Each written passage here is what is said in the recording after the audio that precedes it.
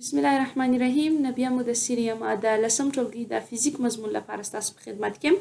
راځو د لسم ټولګي فزیک مضمون څلورڅلویشتم لوست چې د دې لوست عنوان مو دی نوري آلې. که چیرې نوري آلو ته راسو نو داسې ویلی سو چې لومړنۍ هغه نوري آله چې هغه یعنی تر ټولو مهم رول لري زموږ په بدن کې او همدارنګه په ورځني ژوند کې او همدارنګه ډېرې نظرونه د هغه څخه اخیستل سوي دي، هغه د زموږ سترګه. لومړی راځو د نوري آلو په لړۍ کې لومړی لوست چې موږ وایو هغه د سترګې تر عنوان لاندې وایو. لومړی دا زده کوو چې سترګه خپله چیش ته ویل کېږي. که چیرې سترګې ته راسو نو داسې ویلی سو چې سترګه یوه شفافه کوره ده په اصل کې چې د دې قطر یا هم ډیامیټر چې دی هغه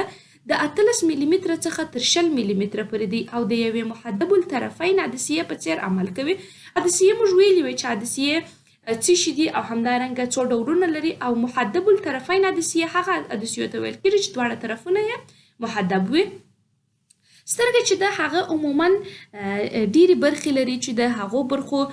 یعنی که چیرې د دې برخو ته راسو نو داسې ویلی سو چې سترګه جوړه سوې د دې برخو څخه ده چې د دې برخو څخه لومړۍ برخه چې ده هغه قرنیه یا هم کورنیا ده، همدارنګه دوهمه برخه چې ده سلبیه یا هم سکلیرا چې ورته ویل کېږي، همدارنګه دریمه برخه یې زلالیه یا هم اکویس هیومر چې دې ته ویل کېږي، همدارنګه انبیه یا هم ایرس چې ورته ویل کېږي، کسی یا مردمک یا هم پیپل چې ورته ویل کېږي. دغه پیپل چې دی یا هم کسی یا مردمک چې دی دا په سترګه کې ډېر مهم رول لري چې د دې هغه رول ته هم راځو. البته د سترګې دغه ټول ډولونه چې دي هر یو د سترګې دپاره یو مهمه وظیفه اجرا کوي. همدارنګه بل د فزیک د لحاظه چې ډېر اهمیت لري او همدارنګه د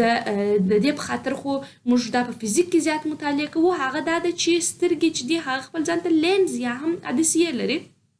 همدارنګه اخرنۍ برخه چې ده هغه شبکیه یا هم ریټاینا ده. راځو موږ د سترګې دغه هره برخه جلا جلا وایو. لومړی راځو د کورنیا یا هم د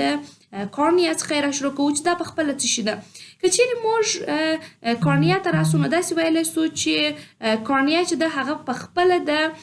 سلبیې دغه یا هم د دغه سکلیرا د مخکنۍ برخه چې ده دا د چیش په نامه سره یادېږي. د مخکنۍ شفافه برخه چې دی دته په خپله کورنیا ویل کېږي. کله چې نورو سترګو ته داخلیږي نو لومړی انکسار چې کله کوي هغه دلته صورت نیسي چې تقریبا د دې د انکسار ضریب چې دی هغه 1.3 دی. یعنی د دې د انکسار ضریب ته که چیرې راسو د دې د انکسار ضریب 1.6 دی. موږ تاسو د په انکسار کې ویلي وه چې انکسار چې دی هغه خپل ځان ته ثابت قیمت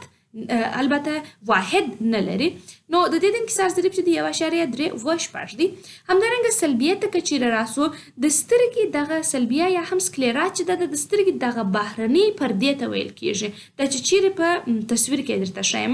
همدارنګه زلالیه یا هم اکویس هیومر چې دی دا په خپله د کرنیه یا هم د کورنیا شاته دا یو مایع ده. یو د اکویس په خپله چې ته ویل کېږي مایع ته ویل کېږي. دا یو شفافه مایع ده چې دغه مایع په خپله د چیش په نوم سره یادېږي د زلالیه یا هم د اکویس هیومر په نوم سره یادېږي چې دلته هم انکسار صورت نیسي. د دې د انکسار ضریب چې دی هغه په خپله 1.3 دی. د دې د انکسار ضریب څو دی 1.3 دی. د هغه څخه وروسته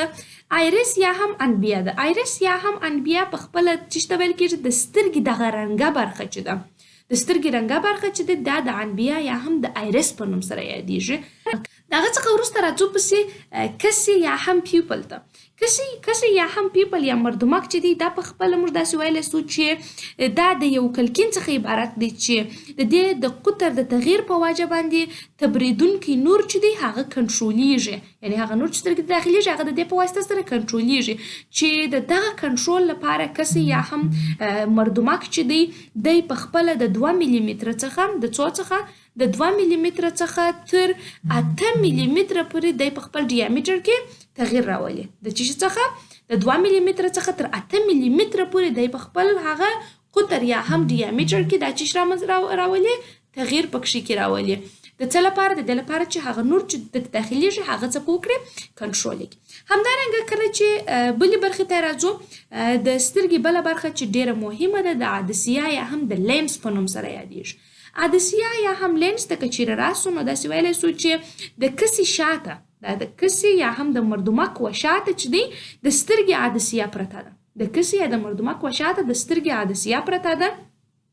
د سترګې عدسیه چې ده هغه په خپله یو شفاف محدب الطرفین جوړښت لري چې د دې د انکسار ضریب چې دی هغه 1.0.437 دی. د دې د انکسار ضریب چې دی 1.0.437 دی. د سترګې عدسیه چې د هغه عموما حقیقي معکوس او تر اصل جسم کوچنی تصویر چیرې جوړوي پر شبکیه یا هم پر ریټاینا باندې جوړوي. یعنی دغه عدسیه چې تصویر چیرې جوړوي هغه تصویر پر شبکیه یا هم پر ریټاینا باندې جوړوي. شبکیه یا ریټاینا په خپل څه شي ده؟ شبکیه چې ده په خپل یو ډول عضله ده په اصل کې چې په قرنیه باندې دا چې شي ده قرار لري. یعنی پر قرنیه خو شاوخوا د سترګې ده دا پر دغه قرنیه باندې دا قرار لري او په دې کې عموما د اجسامو تصویر جوړیږي چې بیا د عصبونو د لارې و عصب ته ځي او هغه تصویر چې دی هغه معکوس دی هغه بیرته سیده کوي او همدارنګه موږ ته سره کوم چې جسم دی هغه سي تصویر راته جوړیږي. دا د سترګې برخې د هر یوې د انکسار ضریب او همدارنګه د هغه مهم معلومات چې په دې پسې یعنی مهم دي چې په دې کې باید زده سي. راځو پسې دویم د سترګې جوړښت راځو په یو تصویر کې وینو چې څنګه لومړی که چیرې راسو تاسو ګورئ دا یو د سترګې چې شو دی هغه یو تصویر دی چې موږ د دې چې اخیستی دی د بغل د خوا څخه د دې یو تصویر دی. په دې ځای کې تاسو وګورئ لومړنۍ دغه برخه دا برخه چې ما درته ویله چې کومه برخه ته ویل کېږي کرنیه یا هم کورنیا چې د چیرې موقعیت درلودي ما درته ویل د سکلیرا یا هم د چې شو مخته د سکلیرا یا هم د سلبیه و چې شته د سکلیرا یا د سلبیه و مخته شفافه برخه ده چې دغه برخه ته چې کېږي دغه برخه ته کورنیا ویل کېږي. صحیح دی؟ نو دغه برخه کې چیرې موږ وګورو د ټولې برخې ته کورنیا ویل کېږي. په سترګې کې دې خواته هم او دې خواته هم د ټولې برخې ته کورنیا یا هم کرنیا ورته ویل کېږي. همدارنګه آیریس یا هم دته موږ د سترګو رنګ هم وایو. آیریس یا هم چې ورته ویل کېږي دته آیریس ته موږ په پښتو کې ما تاسو ته مخکې هم ویل چې دته په خپل ویل کېږي نبیه یا هم دته د سترګو رنګ ورته ویل کېږي. د دې په منځ کې به یو کوچنی چې دی د سوري ته ورته یو کسي دی چې دته په خپل پیپل ویل کېږي چې ما درته ویل چې دا د نور هغه داخليدونکو نور کنټرولوي چې د دې د قطر په زیاتوالي او په کموالي سره چې قطر چې دی هغه د 2 ملي متر څخه تر 8 ملي متر پورې دا سره کم کېږي د 8 ملي متر پورې دا غټیږي او کوچنی کېږي. اکویس هیومر یو ډول شفافه مایع ده. دا مو هم درته ویل چې اکویس هیومر چې د یا زلالیه دا یو ډول شفافه مایع ده چې دا عموما د کورنیا و شاته وي. د کورنیا و شاته موقعیت لري چې خپل ځان ته د انکسار ضریب لري چې 1.338 د دې چې دی هغه د انکسار ضریب دی 3.133 صحیح دی. همدارنګه د دې څخه وروسته موږ چې لرو لینز لرو په دې ځای کې قرار لري. تاسو ګورئ لینز سره کوم جوړښت لري؟ محدب الطرفین شفاف محدب الطرفین جوړښت لري. کله چې نور را داخليږي سترګې ته نو لومړی انکسار چې صورت نیسي لومړی ځل انکسار یې په کورنیا کې صورت نیسي د کورنیا څخه وروسته یې پسې په اکویس هیومر کې او دغه څخه وروسته بیا لینز ته کله چې لینز ته داخل سو یعنی دا چې کله د لینز څخه وځي تصویر بیا پر ریټاینا باندې جوړوي. تصویر چیرې جوړوي؟ تصویر پر ریټاینا باندې جوړوي چې بیا د ځینې عصبي چې شي لاري نرvونو د لاري یا هم عصبس د لاري بیا د ځیوه عصبس ته دماغ ته او دغه څخه وروسته هلته چې دا ګوري اپټیک نروز دی یا هم نوري عصب دی چې د ریټاینا څخه د تصویر چې پر ریټاینا جوړیږي خو پر ریټاینا باندې تصویر سرچپای یعنی معکوس دا بیا وروسته په چې کې په د عصبي نرvونو د لاري عصب ته ځي او هلته بیا چې کېږي هلته بیا دا راسته کېږي. دا د سترګې هغه لاندې جوړښت د فزیک له نظر څخه. همدارنګه راځو په سترګو کې چې وایو د سترګو تطابق یا هم اکوموډیشن وایو چې د سترګې تطابق یا هم اکوموډیشن به چې ویل کېږي. که چیرې د سترګې تطابق ته راسو یا هم اکوموډیشن ته راسو نو داسې ویلی سو چې د سترګې تطابق یا هم دغه اکوموډیشن چې دی دا په خپله د باندې د لرې یا نږدې جسمونو د واضح تصویر د جوړولو لپاره د محراکي فاصلې تغییر ته ویل کېږي. یعنی دغه د سترګې چې دی د سترګې تطابق یا هم دغه اکوموډیشن چې دی دا په اصل کې د چې دا د تطابق په واسطه سره د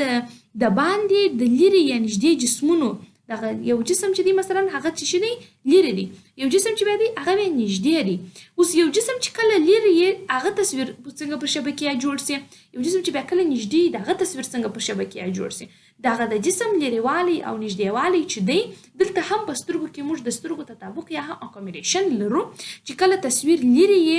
البته جسم لرې یې یا هم نږدې یې د دې لپاره چې د دې تصویر واضح جوړ سي یعنی په لرېوالي او نږدېوالي باندې د دې تصویر په جوړښت کې تغیر را نه سي دلته موږ اکوموډیشن لرو یا هم د سترګې تطابق لرو چې دا د دې وظیفه چې د دې وظیفه دا ده چې محراکي فاصله چې ده څه شي محراکي فاصله چې ده دا زیاته او کمه کې د محراکي فاصله دغه د لینز د کومه محراکي فاصله چې ده دا زیاته او کمه کې چې دغه محراکي فاصله په زیاتوالي او کموالي سره کله چې تصویر نږدې هم په صحیح ډول سره جوړیږي کله چې تصویر لري هم په صحیح ډول سره جوړ مثلا که چیرې جسم لري نو د محراکي فاصله سره کم کوي ورته محراکي فاصله ورته کموي تر څو تصویر واضح معلوم سي کله چې تصویر نږدې محراکي فاصله ورته البته کموي البته په لوړ دانه کې زیاتوي تر څو تصویر سره کم جوړ سي واضح جوړ سي دغه د محراکي فاصلې په تغییر سره د جسم واضح جوړېدلو ته په خپله د عدسیې د سترګې تطابق یا هم اکوموډیشن ویل کیږي کله چې جسم د سترګې څخه لرې وي مثلا دا خبره مې درته وکړه مثلا یو جسم دی هغه د سترګو څخه سره کم دی لرې دی نو د سترګې عضلات چې دي هغه عموما د استراحت په حالت کې وي دي عموما سره کم وي دی ریلاکس وي کله چې شي وي کله چې دغه جسم لرې وي نو د سترګې عضلات چې دي هغه عموما د استراحت په حال کې وي او عدسیه په دغه حالت کې تر ټولو لوی محراکي فاصله لري په دغه حالت کې تر ټولو لوی محراکي فاصله لري یعنی د دې محراکي فاصله چې هغه سره کم وي لوی وي یا هم زیات وي څه وخت کله چې تصویر لرې وي ولې محراکي فاصله زیاته وي ځکه چې سترګې د ریلاکسیشن په حالت کې دي خو کله چې بیا جسم چې دی یا هم آبجیکټ چې دی دا بیا زموږ سترګو ته نږدې وي کله چې آبجیکټ زموږ سترګو ته نږدې وي په دغه وخت کې د سترګې عضلې چې دی هغه سره کم کېږي منقبض کېږي یا هم په اصطلاح سره راټولیږي چې په دغه وخت کې د عدسیې د ضخامت یا پنډوالی چې دی دا ورسره زیات سي کله چې دا زیات سي نو په نتیجه کې دغه محراکي فاصله چې ده دا سره کم سي دا کمه سي محراکي فاصله چې ده دا څنګه سي کمه سي په دغه وخت کې بیا هم تصویر سره کم جوړیږي واضح جوړیږي یعنی دغه د سترګې اکوموډیشن یا د سترګې تطابق دغه دی چې کله د جسمونو په لرېوالي یا هم نږدېوالي سره په دې کې د دې په محراکي فاصله کې توپیر راسي د سترګې د عدسیې په محراکي فاصله کې توپیر راسي دغه توپیر یا تبدیل ته د سترګې تطابق یا هم چې ورته ویل کېږي اکوموډیشن ورته ویل کېږي اوس پر دغه اساس باندې موږ څه شی لرو پر دغه اساس باندې موږ دوه رقمه ناروغیانې لرو چې یو مثلا د لرې لیدو ده بل د نږدې فاصلې ده مثلا ځینې شیان موږ د لرې څخه واضح وینو ځینې شیان د نږدې څخه واضح وینو په غیر نورمال حالت کې البته چې دا په خپله د سترګې په اکوموډیشن پسې اړه لري یعنی کله چې په سترګو کې یو ناروغي رامنځته سوې وي نو دغه اکوموډیشن په سم ډول سره نشي کولی بیا په دې کې یو ناروغي رامنځته کېږي چې دغه ناروغي ته په خپله د نږدې لیدل او یا هم د لرې لیدل ورته ویل کېږي دا چې لرې او نږدې لیدل څه شي دي او د دې مخنیوی څه ډول کېږي دا به زموږ تاسې راتلونکی لوست وي د دې درس په خلاصېدلو سره زموږ ستاسو د دې ویډیو درس هم پر همدې ځای باندې پای ته رسېږي تر بلې ویډیو پورې ښه ورځ او ښې چارې